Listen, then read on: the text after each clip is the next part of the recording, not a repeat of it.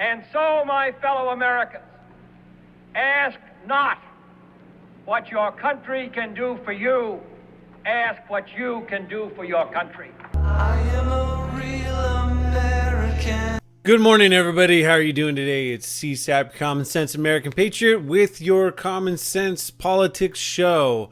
Today, I want to apologize for yesterday's technical malfunctions there. My computer did a reset, and I did not know it reset my microphone settings, and I did not have time to re-record my show. So, unfortunately, yesterday's show was a terrible mess, and I'm very upset because yesterday, the police officer, the CHP officer that was killed,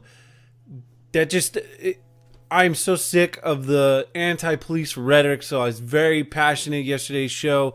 It was actually a very, very emotional show for me yesterday because I'm just so sick of the anti-police rhetoric. So that's what I want to apologize for first and foremost, is because yesterday's show was pretty important to me and it hits close to home. And I'm just bummed out that show got pretty much messed up because of settings. Good old technology. Like I said, this is a work in progress. So let's move on today. I've got quite a few show notes that I want to go over. I'm going to go over some Jeffery Epstein news, what's going on with him. Mental health in America. I'm going to keep hammering this topic down because it's really tied to so many issues in this country, but it seems to keep getting passed over and passed over. Taxes is a huge thing, and I'm gonna blow the hypocrite Democrats out of the water with this news story I'm gonna go over today. And then we also got trending number one right now on Twitter is Trump's recession. I don't understand these people. Like, I didn't want to blame Obama for a recession. I don't want to blame Trump for a recession. Who wants a recession? Nobody wants a recession. Nobody should be cheering for a recession. It's the most ludicrous thing in the world. Like, I want every American to succeed. I don't want every American to lose everything they have in a recession and then to be blaming Trump. I mean, you had Bill Mayer out there the other week just asking for, I hope the country goes into a recession so it ruins Trump. So we're going to go into that and see if it's really happening. I don't particularly think so, but we're going to talk about it anyways because it's the number one trend on Twitter. So let's start off here with my first story with Jeffrey Epstein. I want to give you a quick update on kind of what's going on with this case and where we're at. So here we go. Jeffrey Epstein jail guards suspected of falsifying logs, sources say. Well, we pretty much already figured that out, that something got goofed up. Did they get paid off to leave? Did they just not do their walks? Who knows what's going on? But here's what we got from the story from the Associated Press here. Jail guards on duty the night Jeffrey Epstein apparently killed himself are suspected of falsifying log entries to show they were checking on inmates every half hour as required. And then further down, surveillance video shows guards never made some of the checks noted in the logs. And again, unfortunately, because yesterday's show was so messed up with my audio, and I apologize again for that, I went over a little bit of this, that these jail guards, they were on mandatory overtime, and one of them was on their fifth shift of overtime. So one guy was picking up his fifth shift of overtime in a week, and the other guy was on mandatory overtime. And some other things I've been reading is that they have massive understaffing problems there at that jail, in that jail system. And these guys are just being worked to the bone on top of making shortcuts. They're not properly staffed. I just still cannot... There's still too many questions unanswered. Somebody posted something the other day. If this guy had dirt on Donald Trump, if he really had dirt on Donald Trump, they would have a 24-hour guard at his door, video cameras all up and down his cell, and nothing was going to happen to this man if he had dirt on Donald Trump. And it's true. That's what's so frustrating about this country, is like, why are we so divided? Why can we not start to come together and like be normal in this country instead of just absolutely despising each other? I didn't like Obama. I'm no fan of it. Guess what? I didn't like Bush either. But I didn't hate you if you liked Bush. I didn't hate you if you liked Obama. I didn't like Obama's policies. I didn't like how Obama thought he was just the world's greatest movie star. It's just, I don't like those things, but I didn't not like a person because he voted for Obama. I just hoped for change, and that's why I voted for Trump. But because I voted for Trump, people absolutely despise me. And like I said, I didn't even like Bush. I didn't like Obama. But I wanted some kind of change in this country. I wanted a change in direction. That's why I voted for a guy that's not a politician. But I don't understand that. Especially some of you people on the far left, you would think you would want somebody that's destroying like the status quo in Washington. But I guess because it's not your guy, you absolutely despise him. So I don't know.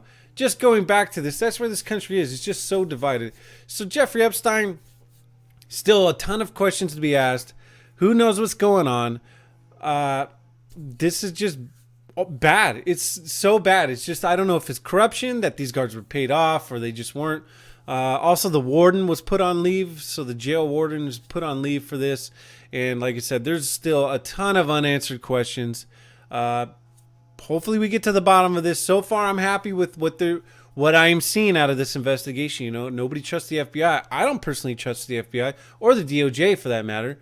But at least in this circumstance so far, I got to give credit where credit's due. And so far, they're being pretty transparent on what's going on. They're investigating this, and we're knowing what's going on as of now. Hopefully it continues that way and it doesn't just end up like the Las Vegas shooter where they're like, nope, we don't know what happened. Sorry, move on from here. So that's where we're at with that. Now I'm going to move on to the next topic I want to talk about. This is kind of a local issue that I'm going to talk about here, but it's a national epidemic. It's a national problem, even though it just happened here in LA County. And I'm going to explain why. I'm going to go back into mental health and why mental health is such an issue in this country. And I don't know why this is not getting pushed up to the top of problems in this country. I mean, you got homeless problems because of this. Everybody blames these mass shooters on this. Mental illness. We need more mental illness. So here we go. Here's my county supervisor here, Catherine Barger. She was the lone dissent vote. So in Los Angeles County, they were planning on building a 6,700 bed facility for mental health, pretty much a mental health facility. And it got shot down yesterday by the Board of Supervisors. So my Board of Supervisors, she voted. She was the lone vote to keep it going. So here we go. I'm going to read some from the article here. Los Angeles County, in casting the lone dissenting vote against a motion to scrap the design build contract for a state-of-the-art jail, Supervisor Catherine Barger. So she is my supervisor of my area, and she was the lone one to vote for this. And when they say state-of-the-art jail, essentially it was a mental institution for people who have mental problems that don't belong in normal jail. So here's where we're at. So this is kind of why it fell through the hole, or fell through and didn't move on. Even with these robust diversion efforts, HMA projected the need for a mental health facility consisting of 6,700 beds. With the rise we have seen since the study was commissioned, it is clear that we have exceeded those projections, are in need of a new facility. So what they're saying there is we needed 6,700 beds when they first started this study. And it was determined they needed about 6,700 beds. Well, as you're going to see farther here in the article, I'll go back to it right now, and we'll just keep going on to it, that it's exceeded it now. But this takes like 4 to 5 years to come to fruition to even get voted on. So yeah, 5 years ago when homeless population was just starting to swell, we only needed 6,700 beds. But now we far exceeded that. So here we go. 1/3 of the county's jail population has mental illness. And then here down at the very bottom of the article, a new plan will take another 4 to 5 years and cost taxpayers an additional millions of dollars. So again, they scrapped this because, we need something bigger now. So let's not build what we had planned and let's just push it down the road. And so my county supervisor was the only one that voted like, no, we need stuff now. Let's not just kick this ball down the road again.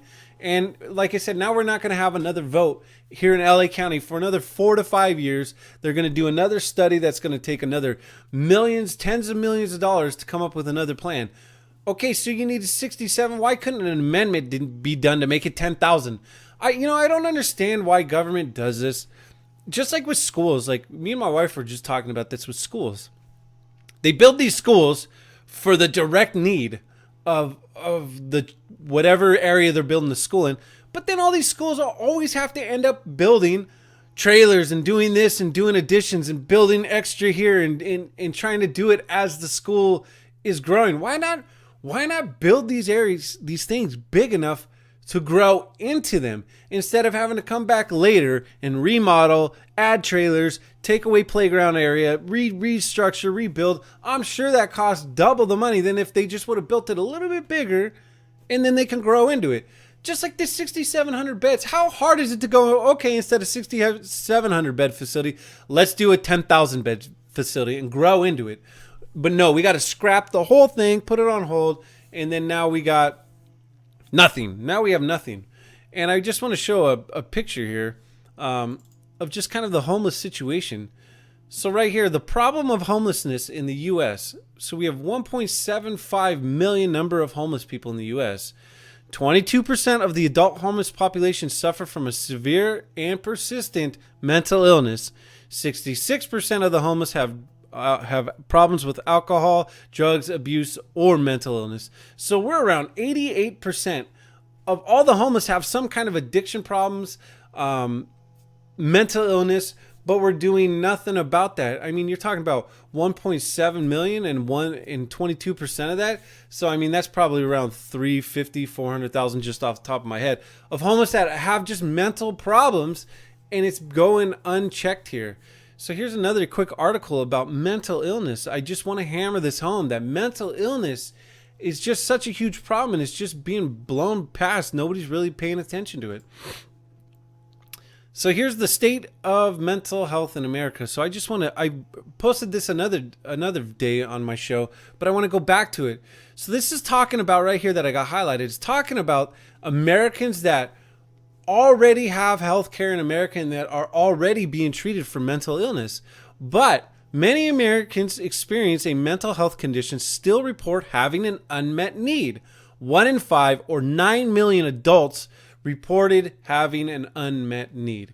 So that's 9 million adults who are being currently treated for mental illness still don't feel like they've met their equilibrium or wherever they're feeling like I'm feeling better now. I'm not going crazy in my head or whatever mental illness they're having. So that's treated patients. So if you can tell that 9 million people that are being treated are still not right, just imagine the people that are not being treated. This is why we're having the mass shootings. This is why we're having the massive homeless problem, because we have gone so long in this country not treating mental illness that it's just running rapid now. We have nothing.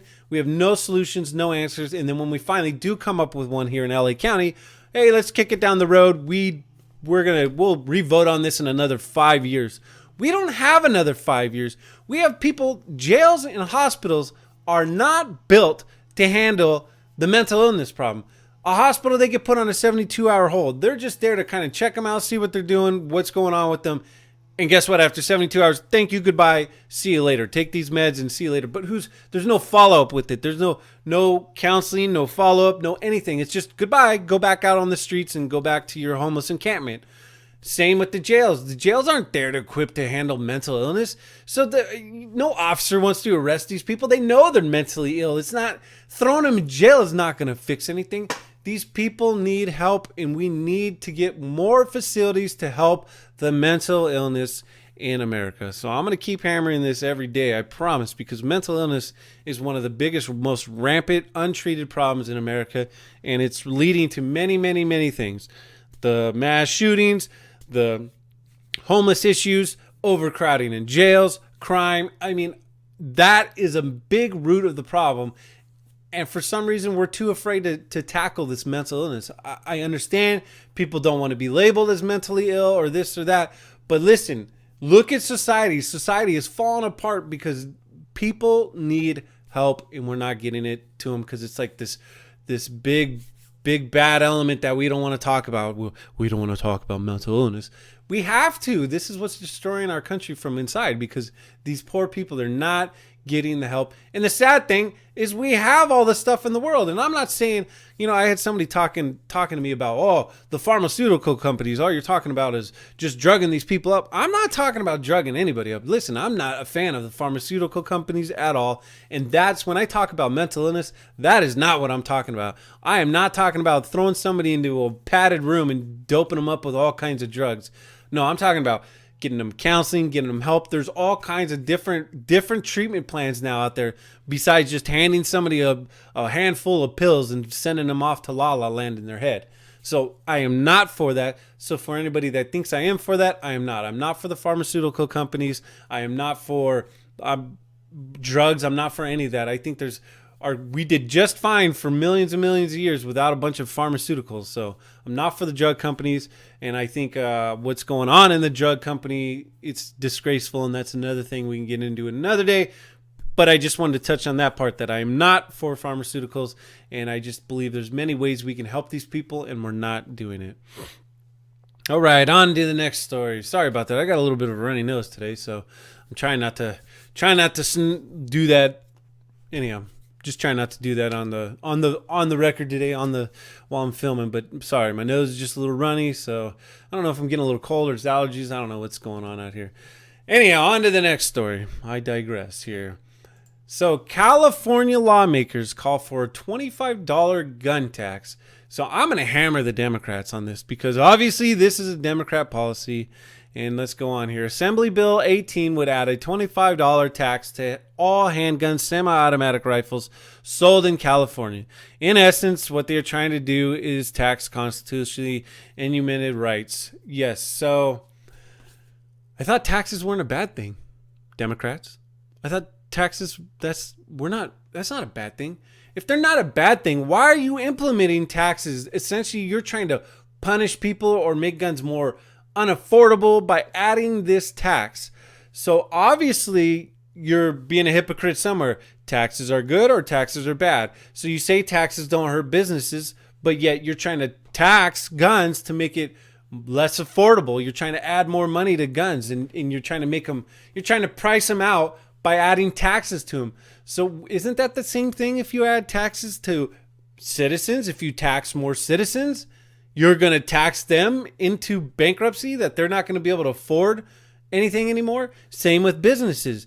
So essentially, if you add more taxes to businesses, that's going to hurt them. Right, Democrats? Because that's what you're implying here, is that we're going to increase taxes on guns so people can't afford them.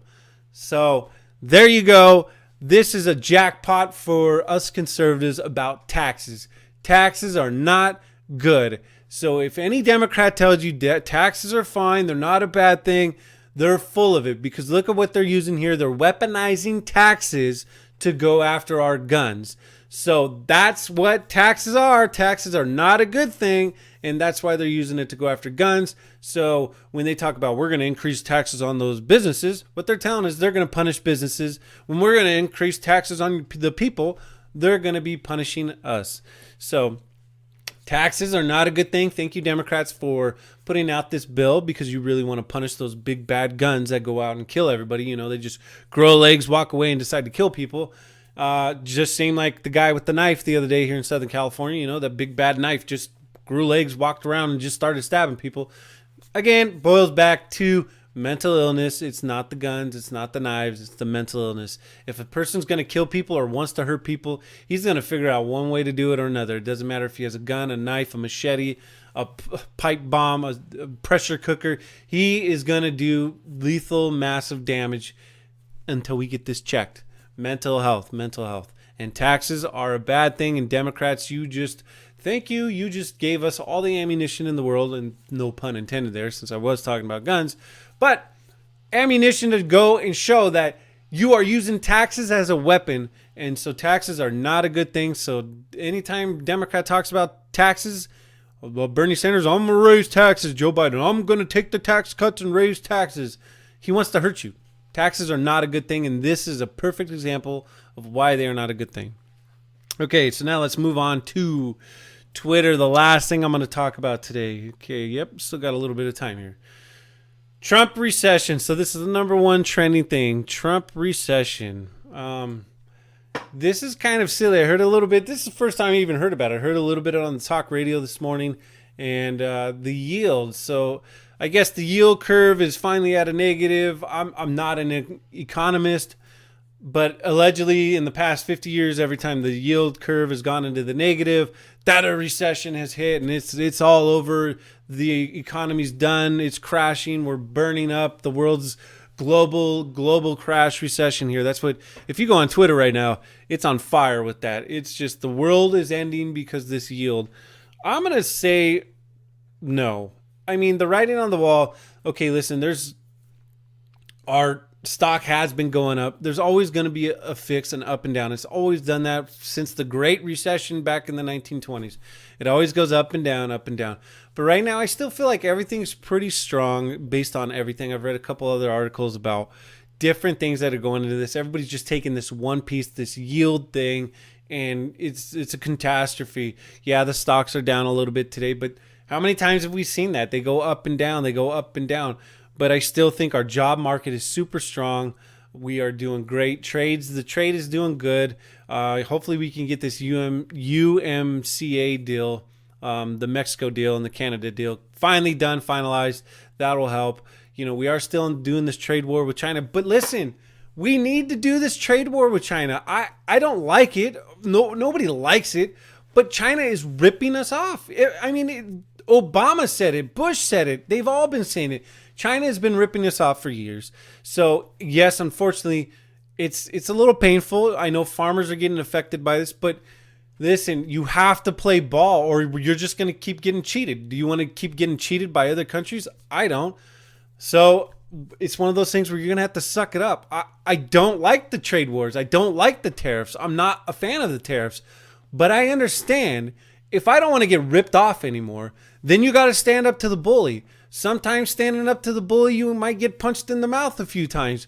But then maybe you're going to finally show him that you're not going to be bullied anymore, and then it stops.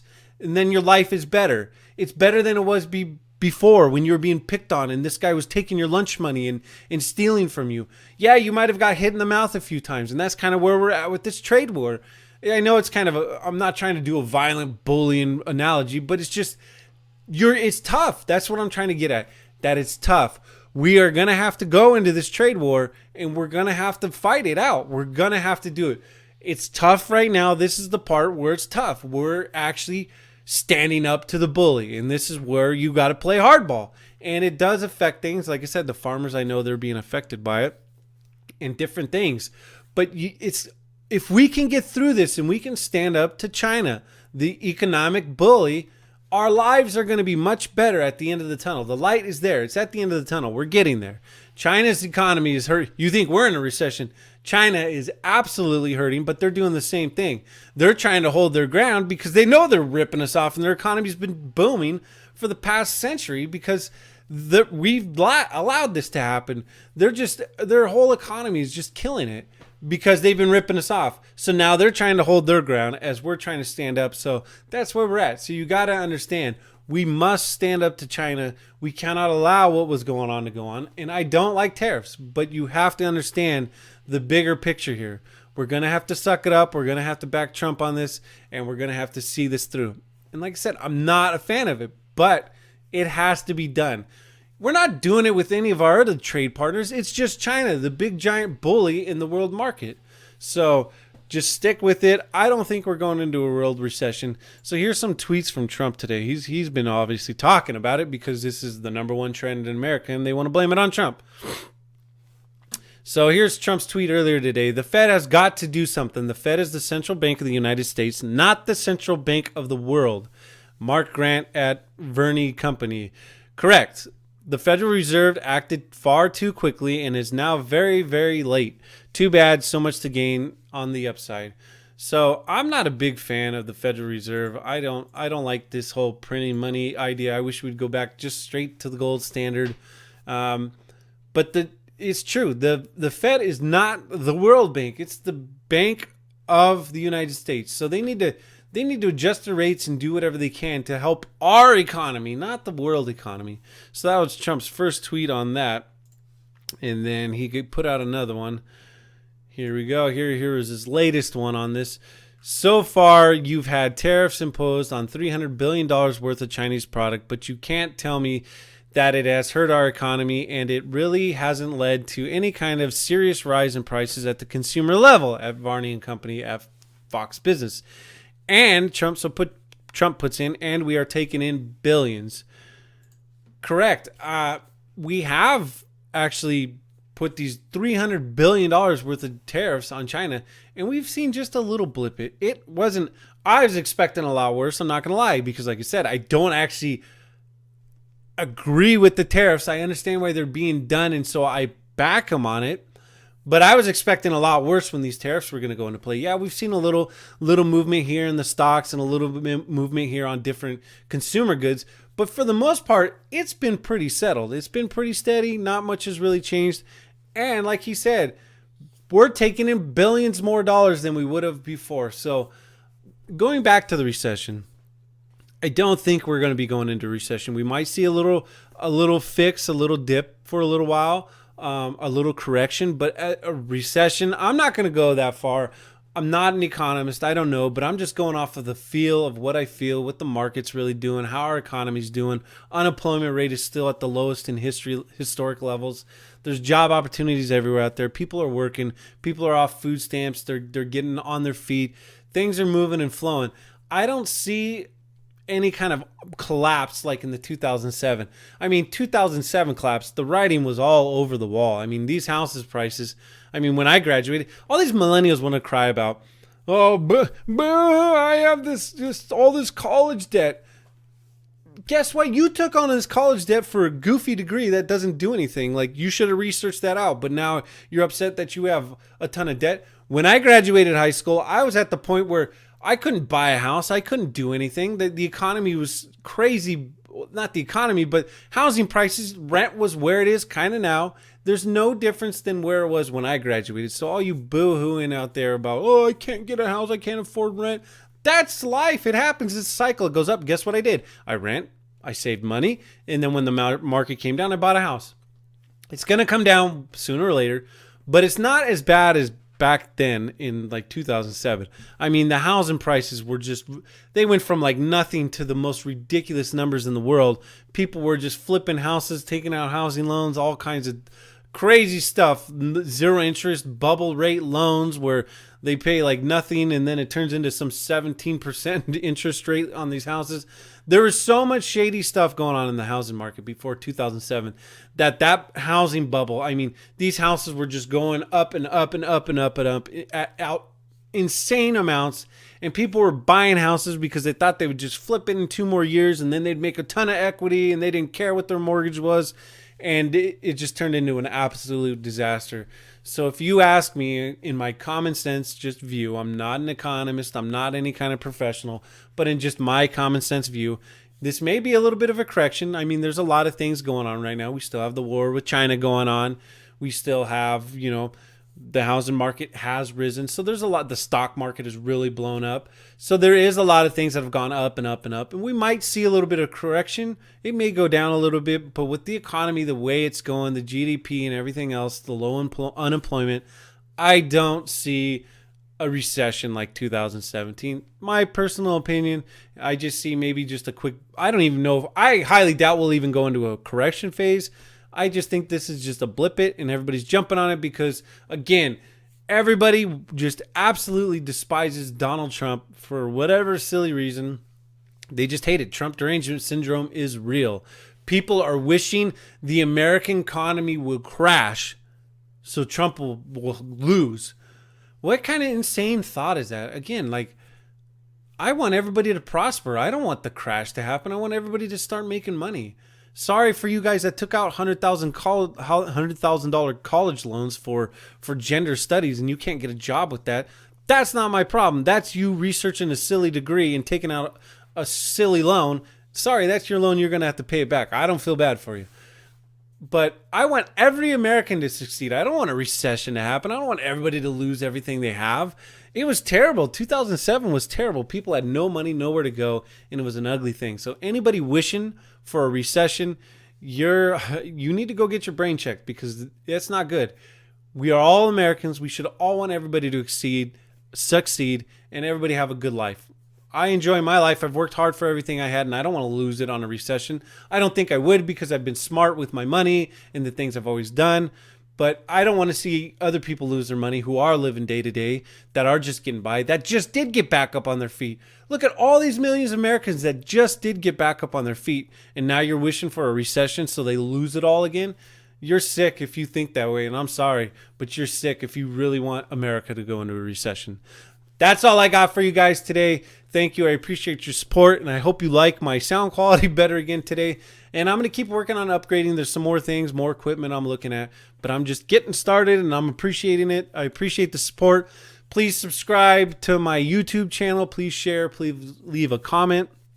Also, if you like what I do and you'd like to kick me a few dollars to help me upgrade my stuff a little bit faster, I'd appreciate it. You can go to Patreon, CSAP. Look me up on Patreon. It's down in my show notes down there. And throw me a bone. I'll take it. Anyhow, I love you guys, and I love this country. I'll talk to you guys tomorrow.